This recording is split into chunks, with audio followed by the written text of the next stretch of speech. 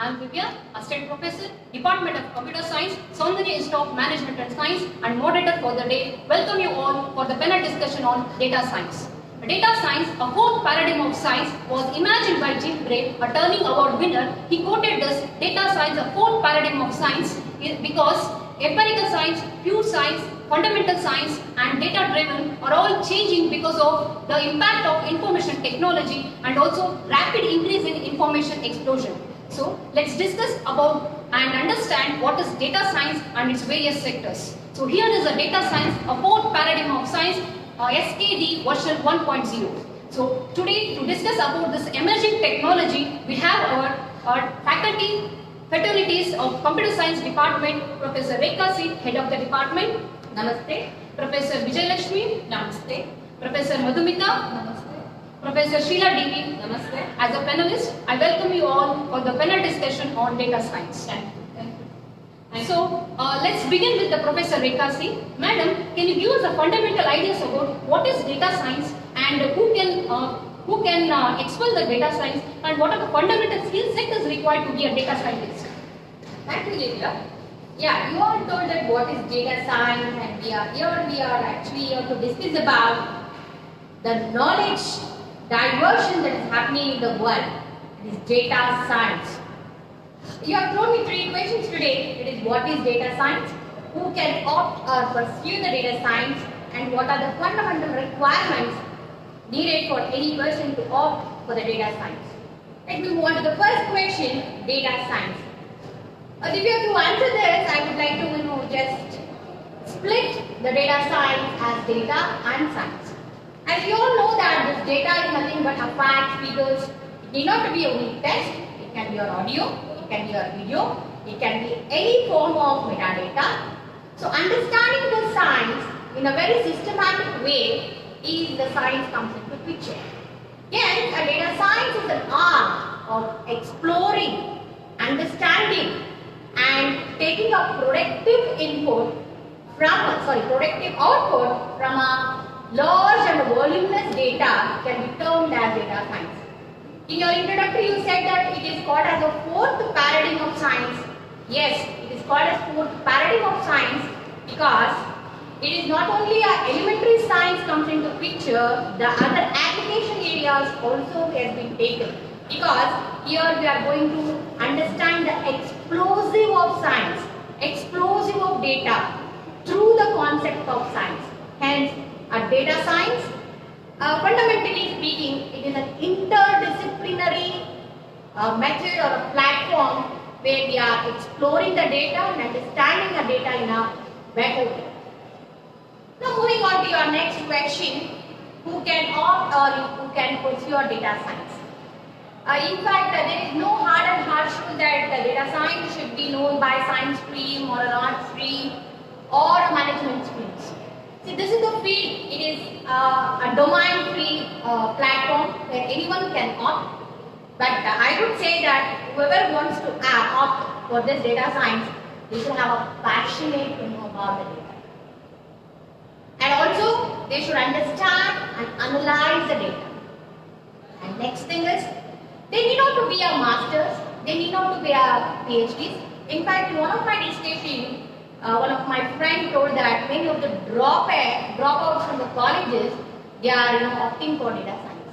Because, as I told you, you don't require a lot of very skilled or a systematic education. So data science can be opted. For example, sports data analyst. You don't have to be a master degree in any. At least you should know how the sports works. Even biologist, even economist. So anybody can opt for a data science. But I would say you should have a zeal of understanding the data. You should have a capability of analyzing the data so that we get a productive data. And the third thing you are talking about, what are the fundamental skills? See, when I say fundamental skills, to understand that what exactly skills required, I would divide those skills into three categories. So to take up a data science, you can be a data scientist, or you can be a data analyst, or you can be a data engineer. So when I say data engineer, you are more or less you require a lot of programming skills. That technical skills comes into picture. So generally people who have good at program, they opt for data analytics. But when I come to our data analyst, so the word says the analytical skills is required. So here you require a lot of domain knowledge. As I previously mentioned, even a sports analyst can be a data science. A person can get into a data science. Even economists can get into a science. Even biologists can get into a science with data science. So hence, a data analyst requires, along with the few technical skills, where he can, further can be upgraded, because nowadays a lot of open resources are available. So based on that, we have to equip ourselves with the data skills. Finally, when I speak about a data scientist, here the major and an advanced role comes into picture. Because a data scientist here, not only knowing the fundamentals, domain knowledge, and the programmatic skills, but the data scientist should be very strong in the mathematics and statistical concepts. Because there are a lot of algorithms that related to the differential equation, logistical regression, decision making. So lot of sector vector machine languages. All these require a lot of high-handed skills. And probably there the advanced degree, PhD, your experience comes into picture. So this is how important requirement, or you can say that is an important thing that anyone should know before opting for a data science. So hence I would say anyone who are compelled, anyone who knows how to extract the reason behind on a huge set of data can opt for a data science, because if they are very much focused and they are very aimed towards their outcome. So hence, this is what I would give you the advice. Thank you, madam. It's really sounded very informative, and compelled us to think about data science can be our career. Probably we'll all sit back and work on it. So let's move on, knowing much about the application area of the data science. What is the role of data science in the education sector? How the education sector is using data science to revamp the pedagogy? I take this question to Professor Vijayalakshmi. Thank you, ma'am. So just now I heard many applications in the field of education. Whatever Rekha ma'am told, I agree with that. So the data analytics has proved more in the relapse of the present scenario. So with the concern of this, if we take this opportunity, data science analytics as one of the opportunity in the education sector, what we can finalize or what we can judge with the student and the educators, students who are not able to sit in the class and they are not able to adopt with the curriculum activity, they can adopt such kind of a data science as one of the curriculum activity in their role, and they can build their career in the future. So along with that, if you wanted to build such a career with the students who are not able to adopt with the curriculum sector, they can utilize their entire strength and knowledge into the field of data science, and they can implement a real experiment, whatever it is needed for the present era. So along with that, the teacher or the educator has to get a knowledge about this data science to teach the student in such a way that they should not stick with the classroom study, they should come out with the classroom study with the experimental learning. So along with this, I wanted to tell what are the applications of this data science in the present scenario. For example, if I wanted to grade the student performance, so I can use one of the application called as a statistical model. By using this, I can measure the performance of the student and I can tell the students, you are failing in this particular scenario, you can cope up with so many things that you can implement in your study. Along with that, if we are in the judgment panel, if we are conducting any meetings for the interviews, meetings for the recruitment, then we can apply such kind of a data analytics to get the performed candidates for the further well selections. And along with that, there are n number of dropouts in the education sector. So to overcome the dropout rate of the students existed in the education sector, instead of blaming the students, you are not good in this subject, you are not applying your mind for the curriculum, we can make them to sound in such kind of an real experimental activity, and we can make them to build their career in the future. Along with that, nowadays, all in this pandemic of an COVID, all are accessing the data, either it may be online or it may be offline. We are motivating students to access the data from the Google. That is nothing but from the cloud. If they wanted to access any data from the cloud, the educator or the moderator or the guide or the tutor has to explain how they have to access the data from the cloud and what is the necessity of that cloud accessing.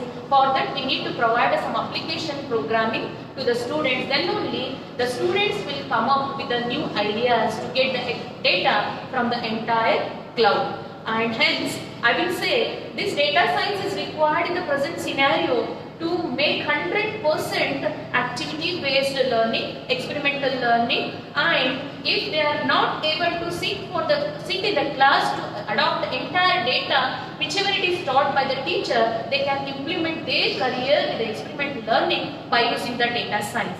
So Divya ma'am, I wanted to conclude this view with respect to this education sector, and whichever the data science we wanted to implement in the college or institute or any education field, first the educator has to build the knowledge about this data science, and that is easy for them to make a feature of an students. This is my view now.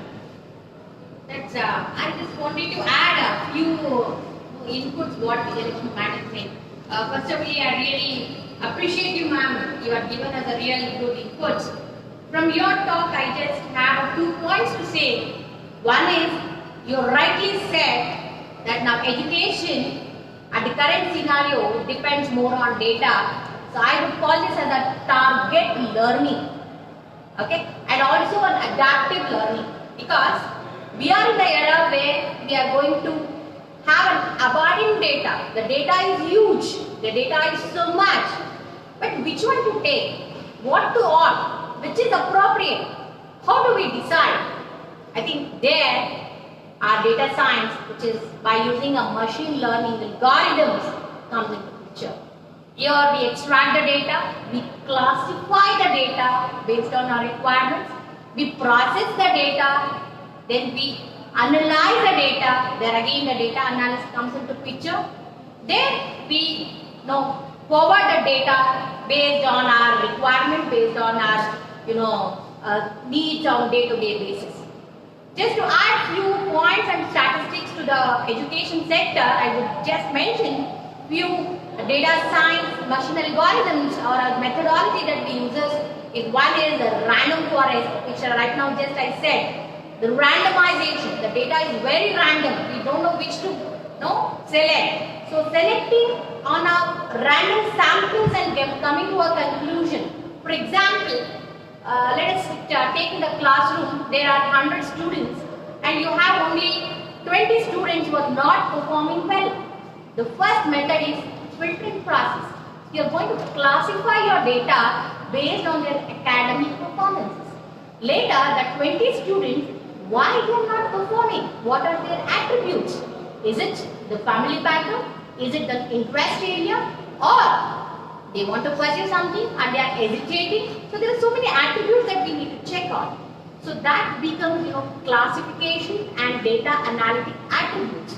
So these are the things that comes into picture. And of course, we are all academics and we can't live without data. We have to process the data. We have to take the information out of the data.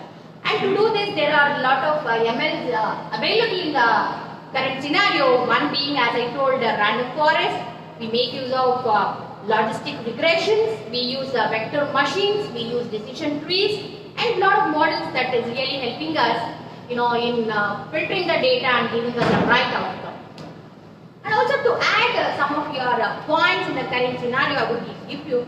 There's one of the statistics which I taken it. It is a University of Michigan has used a tool called E2 Coach.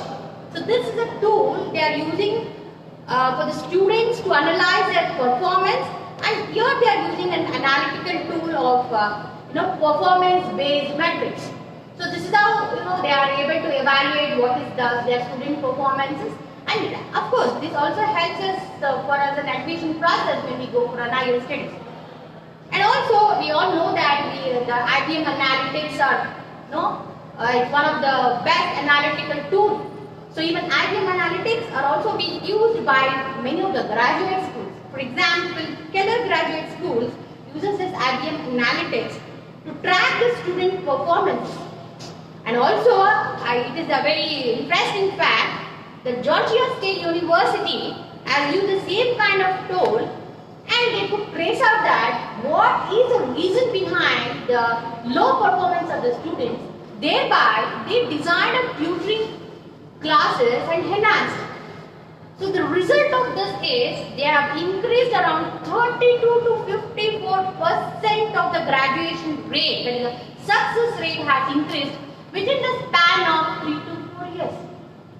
So that's amazing. So hence I should say data science is playing really a vital role.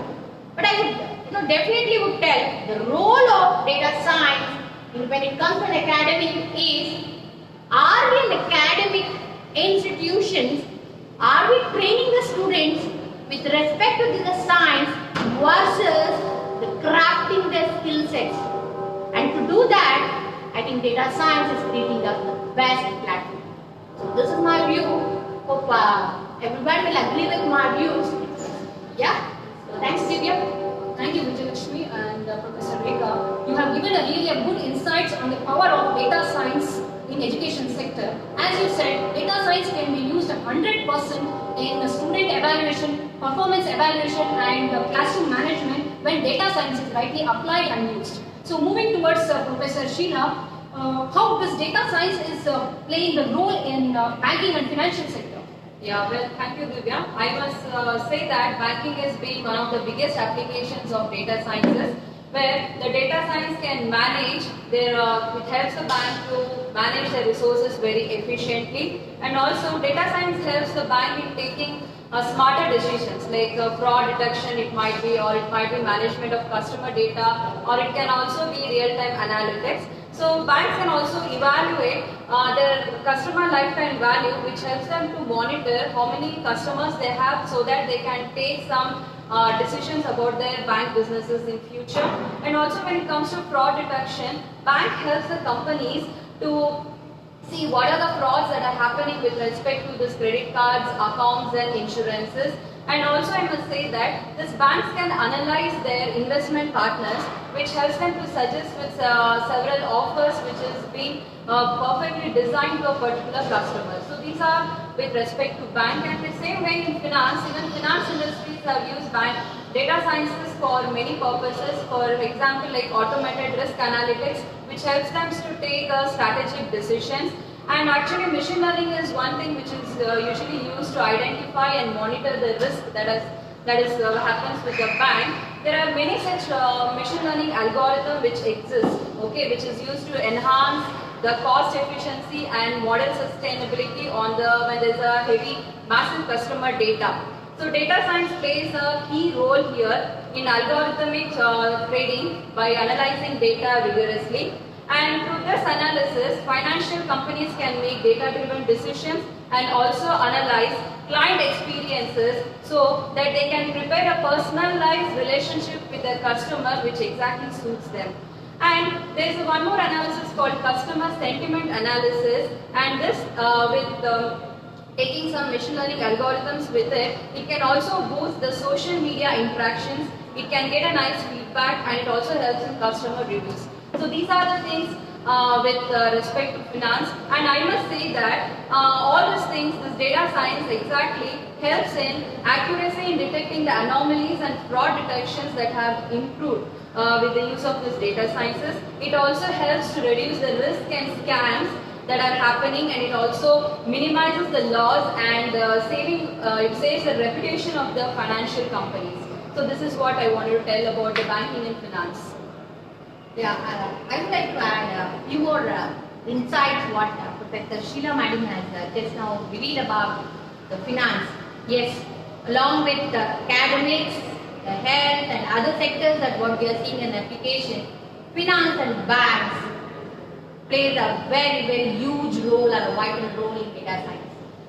As the man was rightly saying a few, important or key points that we have to think about is one is the fraud detection. See, in any financial sector, fraud is nothing but it's not a problem. Everything is, you can't say that 100% perfect. There will be a, flaws. There will be a leakage of data. There will be a misuse of data. But one thing that we have to keep in mind is when the data is leaking so much, because there is a good and a bad also. When we say that we are getting a lot of information from a data, as ma'am was rightly saying that it is used for a sentimental detection, it is used for building a customer relation. Yes, data is used for customer relation. But when it comes to something called as a illegal or the fraud kind of activity that's happening, they say that data is being misused. So there the role of data science comes into picture. A lot of algorithms are being designed, lot of machine learnings are being evaluated, AIs are used so that these fraud can be easily identified. For example, let us say I am using an email services and I will be getting a mail, but there are certain mails which get replicated and it will be given as it is something like a phishing mail, where it is not only from an authorized email domain, but it could be an unauthorized. So a machine learning algorithm is trained in such a way, the data sets of the machine learning algorithm is trained in such a way that all its fraud emails are detected by its frequency of coming, its unauthorized uses, its illegal transaction steps. So through that we can detect. So that means it is a role of a data science to design a model that how best these activities can be captured and report to the concerned saying that it is illegal. So that's where the, especially in the financial sector, data comes into picture. Just to add two more points in finance, we know that it is not only that the very big companies will make use of banks and finance, but the small companies like Uber and even in the Facebooks, we make use of all these, our personal data. We will leak out our personal data. I think in one of the Facebook, I would just give you one statistic. Around 1.2 million people over the globe uploads 1,36,000 photos and 2,93,000 times they update their status per minute. So this is the speed of a data that is flowing in a minute. So that means you can see how the data is going like a big ocean. So with this, how do we track? So there, the data science comes into picture where our data modeling is being designed. It will be sent to our trading policy, then it will send to our testing modes, then it will come for a live trading. So that is how the data science plays a very huge role in a financial sector. And also with respect to Uber, I think many of us we use Uber for our transportation. But how this data science is helping this Uber? See this, as you know that during this COVID-19, we had lot of economic crisis. Now we have to design a policy now. How these the economical the policies or a trade making and the customers relations, the feedback, all these we have to take.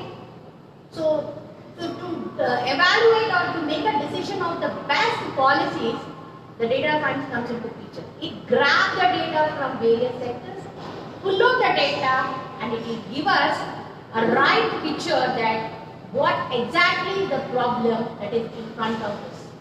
So there, the data science is playing a vital role in making a financial decisions, in making a financial policies, and of course, strong policies on extracting the data, misusing the data. It is very difficult to achieve a good result. So that's what my view. Thank you for that. Thank you, Sheila, and thank you, Rekha, madam. You really gave a good insights in understanding how this data science is transforming the banking industries by avoiding this fraudulence and scams, and also to maintain the customer relationships. So let's move on with the very important sector, that is healthcare industries. Let's see how this data science is playing a role in healthcare industries. I take this question to Professor Madhumita. Thank you, Divyashree. I would like to say that medicine and healthcare industry is a promising industry because after implementing the data science concept, before also it was working well, but after the enrichment of or including the data science concept or machine learning or AI concept, the speed of detection or speed of monitoring of health, it has improved. If we say the data analytics, if we take example of that data analytics, duration and expenses also have been monitored because it takes huge amount, since it is medical field, for each and every drug there is a huge amount to be invested by the country.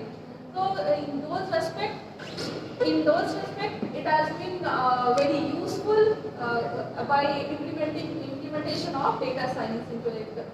Even there are many machine learning algorithm or many data science algorithm which can detect that if a particular component is there in a person's body, what will be its impact. Directly giving to practical experimental instead of practical implementation, it can be experimented instead of sitting into lab and experimenting thousands or millions of times same experiment.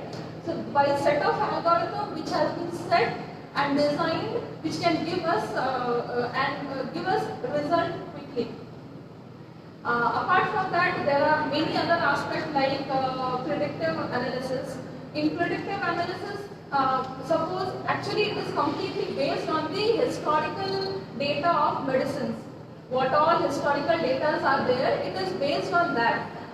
If a particular person has a chronic disease, suppose a particular person has chronic disease, that is, I think, suppose it can be any disease, arthritis and all these comes under chronic diseases. If it is 10 years or 15 years, a person is suffering from that chronic disease, if that person if he feeds that information, if he feeds complete his consultation history and medical history into the data science, into the system, and through data science it can be analyzed. So that can be one of the reasons, and this is very good. It doesn't mean that robot will replace doctor. It's not at all possible, because whatever we feed, that is manually done. But yes, to a certain extent, it can be cured, or it provides some safety. But not only in this field, there are many other fields like your image analysis. Under image analysis, there are many image technologies what medical science uses, that is X-ray or CT scan we go for, or MRI we go for. So it gives your image technology. By using image technology, images will be generated. Before and all that, those images doctor used to view that, visualize that, and think, okay, these are the symptoms, and this can be the remedy, or this can be the many findings they will, problem finding they can see. But after using data analytics and image processing technique, even minute level concepts or minute level problems for a particular patient can be detected, and in a fraction of a second. Doctor need not to analyze far, and it can be done very easily. Apart from that, if I say there are many implementations, there are many applications in live situation, like we know that we have COVID-19 getting accumulated in one place, and people are easy to access. Okay, what is the count and all? It's easy to generate. Apart from that, still many more are there. Time is not sufficient, what I feel. If we discuss about only medical field, we especially one hour we need to discuss about only medical science if we want to proceed further. under data science. Well, thank you, Madhumita madam. As you rightly said, population management is really a very challenging task in any country with irrespective of its diversity and its size. So before to conclude, I would like to thank all my colleagues as a panelist, Professor Rekha C. and Professor Vijay Lakshmi, Madhumita and Sheila Devi. So data science is playing a vital role in all the areas. Probably we could cover only the few sectors today. So hope we'll come back with many other areas. So data science is something which is interdisciplinary field that uses in scientific methods as our colleagues discussed in artificial intelligence or in robotics. So hope the dear viewers, hope this session has met two objectives. One session has able to set a platform for impossible until it is done. So with Divya, this I could just add one more point before we concluding it, because we were in the verge of data science and we are discussing a lot of things. But when it comes to a current scenario, on the behalf of SIMS, I would also strongly, on behalf of all of us, would also strongly recommend all the viewers, please download the Arogya Setu app, because that is a health sector which we have, one of the best application app where Government of India has initiated, and as compared with other countries, this app is doing really good, and also it is giving a lot of predictive analysis, as Madam was rightly saying. So that's one thing which I would really like to add before we conclude. And as Madam was rightly saying that, yes, data science is a science if we make a passion of learning a science, if we have a passion of exploring the data, and if we have the goal, the mindset and the direction that we can achieve the best result out of voluminous data, then you are in data science. Thank you, madam. It's really a beautiful quote given by the Professor Rekha. Everything is theoretically impossible until it is done. With this quote, myself Divya is signing off. Thank you. Have a nice day. Thank you.